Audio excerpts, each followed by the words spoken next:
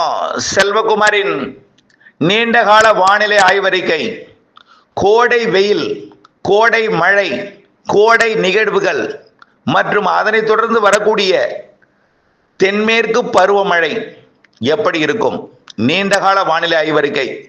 அதிகாரப்பூர்வ வானிலை அறிக்கைக்கும் இந்திய வானிலை ஆராய்ச்சித்துறை அறிக்கையை பார்க்கவும்.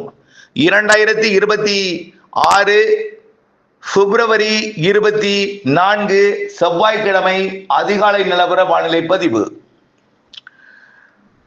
வானிலை அமைப்பை முதல்ல பார்ப்போம். நீண்டகால வானிலைக்கு அறிக்கையை வழங்குவதற்கு முன்பு அமைப்பை கடல் மற்றும் கடல் நீரோட்டம், கடல் வெப்பம், வளிமண்டலம் இவையெல்லாம் பார்ப்போம்.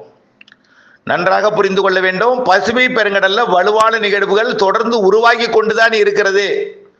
தற்பொழுது கூட பசிபிக் பெருங்கடல்ல பிலிப்பைன்ஸுக்கு கிழக்கே ஒரு தாழ்வு நிகழ்வு உருவாகி தீவிரமடைய போகிறது. காரணம், அங்கே 30 டிகிரி செல்சியஸ் வெப்பம் நிலவுகிறது. தென்சீன கடலின் தெற்கு பகுதியிலையும் 29-30 டிகிரி இருக்கிறது. தாய்லாந்து வளைகுடாவில் வடக்கு பகுதிக்கு மிக வெகு வெப்பம் குறைந்திருந்தாலும் தெற்கு பகுதி, ஜாவா, சுமத்ராவை ஒட்டிய பகுதி கொஞ்சம் வெப்பம் 29-30 டிகிரியை ஒட்டி இருக்கிறது. சுமத்ரா தீவிலையும் வங்கக்கடலோட தென்கிழக்கு பகுதியும் சுமத்ரா தீவு பகுதியிலையும் 30 டிகிரி இருக்கிறது. நிலநடுக்கோட்டு பகுதியில் அங்கங்கே 30, 29 இருக்கு. அதே போல சோமாலியா கடற்பகுதியில் 29 இருக்கிறது, 28 பரவலா இருக்கு. ஆக இப்பொழுதைக்கு பார்த்தீங்கன்னா சுமத்ரா விட சோமாலியா பக்கம் குறைவா தான் இருக்கு. இதை நெகட்டிவ் ஐஓடின்னு தான் சொல்லணும். ஆனால் நீரோட்டம் வலுவாக மேற்கு நோக்கி கடத்தி கொண்டிருக்கிறது. ஆகவே நடுநிலையாக மாறிக்கொண்டிருக்கிறது. கிட்டத்தட்ட நடுநிலையை அடைந்து விட்டது என்னால் ஐஓடியை பொறுத்த வரைக்கும். இதன் காரணமா என்ன ஆகுதுன்னா, அரபிக்கடல் வெப்பம் உயர்ந்து கொண்டிருக்கிறதுன்னு ஏற்கனவே நம்ம சொல்லியிருக்கிறோம். வங்கக்கடலை விட அரபிக்கடல் வெப்பம் வேகமா உயருது. வங்கக்கடல் வெப்பமும் உயர தொடங்கி இருக்கு. கொல்கத்தாவெல்லாம் 27 டிகிரி 26 டிகிரி தான் இருக்கு. அதை விட குறைவா தான் இருக்கு சில இடங்கள்ல. ஆனால் அதே வேளையில தற்பொழுது மகாராஷ்டிரா கடலோரம் 29 தொட்டு இருக்கிறது. ஆகவே ஏற்கனவே கர்நாடகா வரைக்கும் தான் 29 இருந்துச்சு. இப்போ மகாராஷ்டிரா கரையோரமும் 29 டிகிரி செல்சியஸை தொட்டிருக்கு. ஆக அரபிக்கடல் வெப்பம் வேகமாக உயர்வதன் தென்மேற்கு பருவமழையோட தீவிரத்திற்கும் தென்மேற்கு பருவமழை நிகழ்விற்கும் சாதகம். ஐஓடியை பொறுத்த வரைக்கும் வலுவான நீரோட்டத்தால் நடுநிலை ஐஓடியாக தற்போது மாறி இருக்கிறது. அது பாசிட்டிவ் ஐஓடியாக மாறுவதற்கு வாய்ப்பு அதிகமாக இருக்கு. இதன் காரணமா அரபிக்கடல் பக்கத்துல அரபிக்கடல் வெப்பம் உயரும். இது உயர்றதுதான் நல்லது. ஏனென்றால் தென்மேற்கு பருவக்காற்று நீராவி காற்றை அதிகம் சுமந்து வர வேண்டும். நீராவி காற்று சுமந்து வரும் பொழுது காற்றே கடல் மேற்பரப்பில் பயணிக்கும் பொழுது வெப்பத்தை குறைத்து விடும். இப்பொழுதுவே உயர்வது நல்லதுதான். ஆனால் கடந்த ஆண்டை விட கொஞ்சம் நன்றாக குறைந்திருந்தது. இப்பொழுது ஏற தொடங்கி இருப்பது தென்மேற்கு பருவமழைக்கு சாதகம். தென்மேற்கு பருவமழை நிகழ்வுகள் அரபிக்கடலில் உருவாவதற்கு சாதகம். அடுத்தபடியா பார்த்தீங்கன்னா, வங்கக்கடலை பொறுத்த வரைக்கும் தெற்கு மத்திய பகுதி, தென்கிழக்கு பகுதி, தென்மேற்கு பகுதி வெப்பம்லாம் உயர்ந்திருக்கிறது. அதே போல் பசிபிக் பெருங்கடல் முதல் வங்கக்கடல் வரைக்கும் உள்ள வெப்பம் கோடை நிகழ்வுகளுக்கு சாதகம் இருக்கு. கோடை நிகழ்வு ஒன்றன் பின் ஒன்றா கண்டிப்பாக வரும். ஏற்கனவே ஒன்று கரையை கடக்காமல் கரை அருகே தென் மாவட்ட மேற்கு தொடர்ச்சி மலைக்கு மழை பிடிப்பை கொடுத்து விட்டு தென் மாவட்டங்களுக்கு கொடுத்து விலகியது. அந்த அமைப்பும் அரபிக்கடல் அமைப்பும், அதாவது காற்று சுழற்சி இணைந்து தென் மாவட்டங்களில் மழைப்பிடிவை கொடுக்கிறது. அந்த மழைப்பிடிவு வரக்கூடிய 28ஆம் தேதி வரைக்கும் ஆங்காங்கே இருக்கும். நேற்றைக்கு இல்லாமல் இருந்தாலும் இன்றைக்கு கொஞ்சம் மழைப்பிடிவு தென் மாவட்டங்களுக்கும் தென் மாவட்ட மேற்கு தொடர்ச்சி மலைக்கும், ஏன் திருச்சிக்கு மேற்கே, புதுக்கோட்டைக்கு மேற்கே உள்ள மாவட்டங்களுக்கு நாளை கூடுதல் பரப்பிலே தெரிகிறது. நீலகிரி, ஈரோடு, திருப்பூர், கோயம்புத்தூர், திண்டுக்கல், கரூர் மற்றும் ராமநாதபுரம், புதுக்கோட்டை மேற்கு பகுதி, திண்டுக்கல், சிவகங்கை மற்றும் மதுரை, தேனி, விருதுநகர், கன்னியாகுமரி, திருநெல்வேலி, தென்காசி, தூத்துக்குடி இதெல்லாமே நாளை கொஞ்சம் கூடுதல் பரப்பல தெரியுது. இன்னைக்கே வாய்ப்பு இருக்கு. வெப்பத்தால் லேசாக்கி மேலெழுந்த காற்றை வளிமண்டலத்தில் ஏறும் பொழுது தெற்கு திசை காற்றும் மேற்கு திசை காற்றும் எதிர்த்து மழை பிடிப்பை கொடுக்க போகிறது.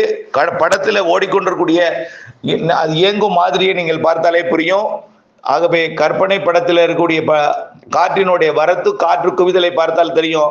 தென் மாவட்டங்களுக்கும் தென் மாவட்ட மேற்கு தொடர்ச்சி மலைக்கும் மேற்கு மாவட்டங்களின் ஒரு சில பகுதிகளுக்கும் வரக்கூடிய 28ஆம் தேதி வரை ஆங்காங்கே மழை இருக்கு. இன்றைக்கும் நாளைக்கும் கூடுதல் வாய்ப்பு இருக்கிறது. டெல்டாவை பொறுத்த வரைக்கும் நாளைய மறுதினம், அதாவது வியாழக்கிழமை அதிகாலை ஒரு குழப்பத்தை ஏற்படுத்தும். பெரிய அளவிலே மழைக்கு வாய்ப்பில்லை, மிரட்டல் இருக்கும். இரவு நேரத்துல வெப்பம் உயர்ந்திருக்கும், இரவு நேரத்துல வெப்பம் குறைந்திருக்கும். அதாவது உயரழுத்தம் காரணமாக பனிப்பொழிவு கண்டிப்பா இருக்கும். வரக்கூடிய நாட்கள்ல பாருங்க, 28ஆம் தேதியிலிருந்து 8ஆம் தேதி வரைக்கும் உயரழுத்தம் இருந்து அப்படியே பனிப்பொழிவையும் குளிர்ந்த வானிலையையும் கொடுக்கும் அதிகாலை நேரத்துல. அதுவே வெப்பமடைந்து மேலெடுந்து மேற்கே போய் அனலாக கொடுக்கும் ஈரோடு இதெல்லாம். ஆனாலும் அச்சப்பட தேவையில்லை. அடுத்தபடியாக பார்த்தீங்கன்னா, மார்ச் 8ஆம் தேதியிலிருந்து புதிய அடுத்தடுத்த காற்றழுத்த தாழ்வு நிலை பகுதிகள், தீவிர தாழ்வு பகுதிகள் வருவதற்கு வாய்ப்பு இருக்கு. முதல் நிகழ்வு 8ஆம் தேதி வாக்குல உருவாகி 15ஆம் தேதி வாக்குல வரும் என்று எதிர்பார்க்கப்படுகிறது. ஆனால் அந்த நிகழ்வு கரை கடக்க வாய்ப்பில்லை. திரும்பி மீண்டும் கிழக்கு நோக்கி பயணித்து அடுத்த நிகழ்வு தற்பொழுது பசிபிக் பெருங்கடல்ல நீடித்துக் கொண்டிருக்கூடிய நிகழ்வு வரக்கூடிய முதல் வாரத்துல பசிபிக் பெருங்கடல், அதாவது பிலிப்பைன்ஸின் தெற்கு பகுதி வழியாக கடந்து தென்சீன பகுதிகளுக்குள் நுழைந்து வரக்கூடிய மார்ச் 15 தேதி வாக்குல வங்கக்கடலிலே தமிழ்நாடு கரையை நெருங்கும் என்று எதிர்பார்க்கப்படுகிறது. அதோட கற்பனை வரைபடத்தையும் இதில் இணைத்திருக்கிறேன். அதாவது சுமத்ரா தீவு வழியாக அது தமிழ்நாட்டை நெருங்கும் என்று எதிர்பார்க்கப்படுகிறது. 15ஆம் தேதி வாக்குல, மார்ச் 15 வாக்குல நல்ல மழைப்பொழிவை தருவதற்கு வாய்ப்பு இருக்கிறது. அதுவரை இந்த உயரழுத்தம் இரவு நேர குளிர்ந்த வானிலை, அதிகாலை நேர குளிர்ந்த வானிலை, பகல் நேர அறல விட, அதாவது இரவுல குளிர்ச்சியா இருக்கும், பகல்ல அப்படி தலைகீழா வெயிலா இருக்கும், அனலா இருக்கும். அது அனலும் ஈரோடு, கரூர் போன்ற பகுதிகளுக்கு தான், கடலோர பகுதிகளுக்கு உயரழுத்தம் இருக்கிறது என்பதனால மேகமூட்டம் இல்லாமல் அப்படியே இதமான வெப்பநிலையை கொடுக்கும். ஆனால் அனல் இருக்காது, உள்ளேதான் அனல். கடலோரம் மாலை நேரத்தில் அப்படியே இதமான ஒரு கிழக்கு காற்று அனைத்து வங்கக்கடலோர மாவட்டங்கள்லயும் இருக்கும். கிழக்கு காற்று அது 24 மணி நேரம் நீடிக்கக்கூடிய உயரழுத்தம். பகல் நேரத்துல வெப்பத்தால் லேசாகி மேலெடுந்து மேற்கே போய் குளிர்ச்சி அனலை கொடுக்கிறது. அதே நேரத்தில் இரவிலே அதே உயரழுத்தம் குளிரை கொடுக்கிறது, குளிரை கொடுக்கும் என்பதை தெரியப்படுத்த விரும்புகிறேன். 8ஆம் தேதிக்கு மேல வரக்கூடிய நிகழ்வு சற்று வலுவானது.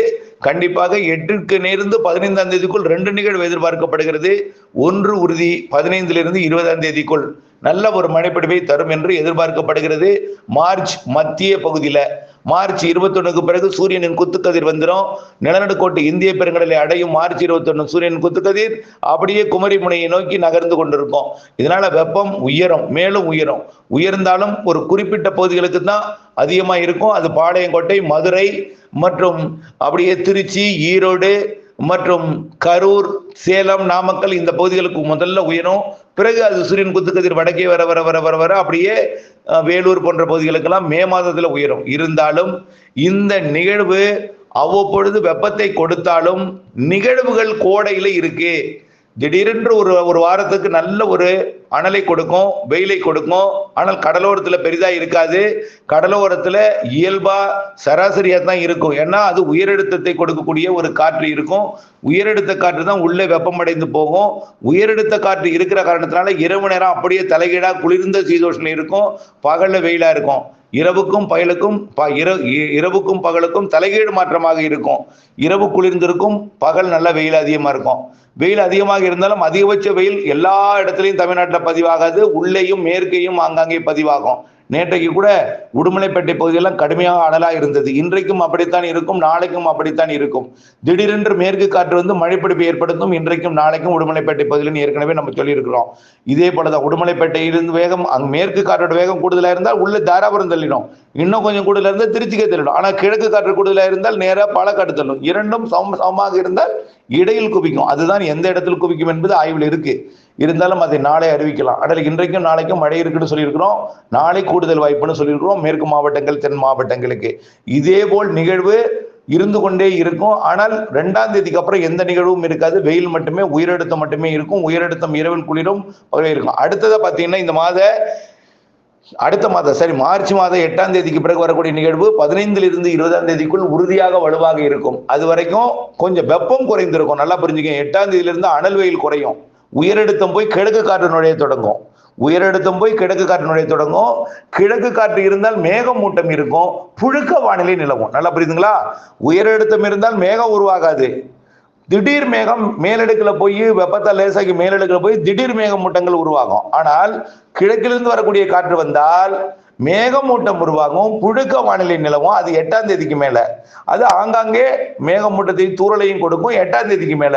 அது 10ஆம் தேதிக்கு மேல கொஞ்சம் கூடுதல் தூறலை கொடுக்கும். ஆங்காங்கே மேகம் உருவாகி அது வலுவான நிகழ்வாக 15ஆம் தேதி வந்து நல்ல மழை பொழிவை கொடுக்கும்.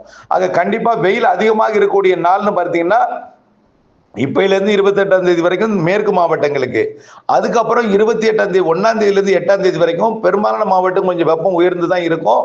ஆனால் இரவு அப்படியே தலைகீழா மாறி இருக்கும். அதிகாலை நேரம்லாம் தலைகீழா மாறி இருக்கும். 8ஆம் தேதிக்கு பிறகு மார்ச் 8க்கு அப்புறம் கிழக்கு காற்றினுடையும் அது மேகமூட்டத்தை உண்டாக்கும். 15ஆம் தேதி மழையை ஏற்படுத்தும். 15ஆம் தேதியிலிருந்து 20ஆம் தேதி வரை நல்ல மழை ஏற்படும். 15னா 15 கூட இருக்காது, முன்கூட்டியே 13ஆம் தேதியிலிருந்து வச்சுக்கலாம். 13லிருந்து 20க்குள் மழை ஏற்படுத்தக்கூடிய வானிலை இருக்கு, நிகழ்வு இருக்கு. அதுக்கப்புறம் மார்ச் இறுதியிலையும் வெப்பம் உயர்ந்திருந்தாலும் அவ்வப்பொழுது உயரழுத்தம் வந்து வெப்பத்தை கொடுக்கும், அவ்வப்பொழுது கிழக்கு காற்றை கொடுக்கும். நிகழ்வும் இருக்கு, வெயிலும் இருக்கு, புழுக்கமும் இருக்கு. அப்படிதான் நம்ம எடுத்துக்கொள்ளலாம். மாறி மாறி மாறி மாறி அமையும் மார்ச். ஏப்ரலையும் அப்படித்தான். ஏப்ரல்ல ஒரு வலுவான நிகழ்வு இருக்குங்க. அது ஒரு 4 நாளைக்கு கனமழை தரும். மீத இருக்கக்கூடிய நாட்கள்ல வெயில் அதிகரித்திருக்கும். அதிகரித்தாலும் அவ்வப்பொழுது உயரழுத்தம் இருந்து கொண்டு காற்றை கொடுத்து இரவு நேரத்தில் தலைகீழ், இரவுக்கும் பகலுக்கும் தலைகீழ் மாற்றமாக இருக்கும். அப்படித்தான் சொல்லணும். ஆகவே வெயிலும் இருக்கு, இரவு நேர இதமான வெப்பமும் இருக்கு, அதே போல கிழக்கு காற்றும் வரும், அதே போல நிகழ்வும் வரும், எல்லாமே இருக்கும் கோடையில. அதே போலதான் மே மாதமும் நிகழ்வு இருக்கு. ஏப்ரல் ஒரு நிகழ்வு, மே மாதம் ஒரு நிகழ்வு, வலுவான நிகழ்வு இருக்கு. வெயிலை பொறுத்த வரைக்கும் அப்பப்போ 100 டிகிரிக்கு ஈரோடுக்கு அச்சுறுத்தல் கொடுத்தாலும் ஆகா 100 ஆயிட்டு 102 108 110 போயிடும் நீங்க அச்சப்பட தேவையில்லை. 100 ஒட்டி தான் இருக்கும். எப்பயாவது ஒரு நாள் 101 102 போனாலும் 104க்கு மேல கோடையில போகாது. அப்படியே போனாலும் 105 தான் போகும். தயவு செய்து அச்சப்படாதீங்க. 107 112 சில வருடங்கள்லாம் போயிருக்கு. அப்படிப்பட்டது வந்துருமோன்னு அச்சப்பட வேண்டாம். நேற்று இருந்ததை விட கொஞ்சம் கூடினாலும் மீண்டும் அது கீழே இறங்கும். மீண்டும் கொஞ்சம் கூடும், 100க்கு போகும், மீண்டும் கீழே இறங்கும். 100 101க்கு போகும், மீண்டும் கீழே இறங்கும். அப்புறம் பார்த்தீங்கன்னா அப்படியே கொஞ்சமா 102க்கு போகும், அப்புறம் கீழே இறங்கும். இப்படியே தான் போடிட்டு இருக்குமே தவிர 104க்கு மேல போகாது. அச்சப்பட தேவையில்லை. அச்சம், அதாவது பெரிய அளவில் நிறைய தகவலை, அதாவது இந்த ஊடகங்கள் வரக்கூடிய பெரிய அச்சு கொடுத்தலாட பெரிய வெயில் இருக்கும், அனல் வெயில் இருக்கும், பயமுறுத்திருப்பாங்க, பயந்து நீங்க கால் பண்றீங்க. ஆனால் இதுல தர்பூசணி விவசாயிகள் மகிழ்ச்சி கொள்றீங்க. ஆனா பிற விவசாயிகள் காலிஃபிளவர் மற்றும் பல, அதாவது கொத்தமல்லி, இந்த விவசாயம்லாம் கடுமையாக அச்சப்படுறீங்க. கோழி பண்ணை இவங்களாம் ரொம்ப அச்சப்படுறீங்க.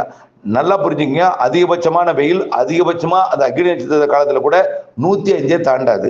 அதுவும் ஒரு குறிப்பிட்ட மாவட்டங்கள்ல தான். எல்லாம் பெரும்பாலும் 100 டிகிரியை ஒட்டி இருக்கும். கடலோரம் 100 டிகிரி எட்டும், அப்படி குறைஞ்சிரும்.